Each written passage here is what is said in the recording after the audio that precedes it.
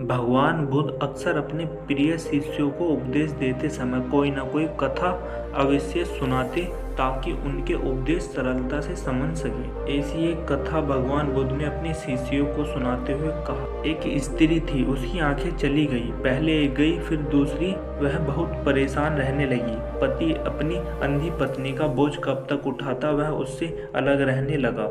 उसकी छोटी लड़की ने भी उससे मुंह मोड़ लिया। स्त्री हर काम के लिए संघर्ष करती थी, पर उसे कौन सहारा देता।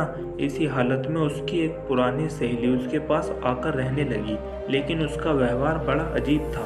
वह स्त्री जब पानी मांगे तो एक बार पिला देती, दूसरी बार मांगने पर कह देती, मैं तुम्हारी नौकरानी नहीं हूँ, उठो घड़े से लेकर अपने आप पी लो।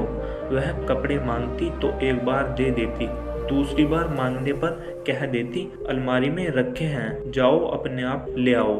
कभी उसका मन घूमने का होता तो एक बार साथ चली जाती, दूसरी बार जाने की बात आती तो कह देती, मुझे काम है, तुम अकेली घूम आओ। अंधी स्त्री मन महसूस कर उठती और अपने काम करती। सच्चाई यह थी कि उसकी सहेली कम प्यार नहीं करती थी और न ही काम से बचना चाहती थी। वह बार बार दया दिखाकर उसको सदा के लिए अपाहिज नहीं बनाना चाहती थी। धीरे धीरे वह स्त्री सब काम अपने आप करने लगी। उसे किसी के सहारे की जरूरत न रही। तब उसने समझा कि उसकी सहेली ने उसके ऊपर बहुत बड़ा उपकार किया है। फिर वह अंधों की संस्था में चली गई और वहां उसने जाने कितने असहाय भाई बहनों को अपने पैरों पर खड़ा होना सिखाया।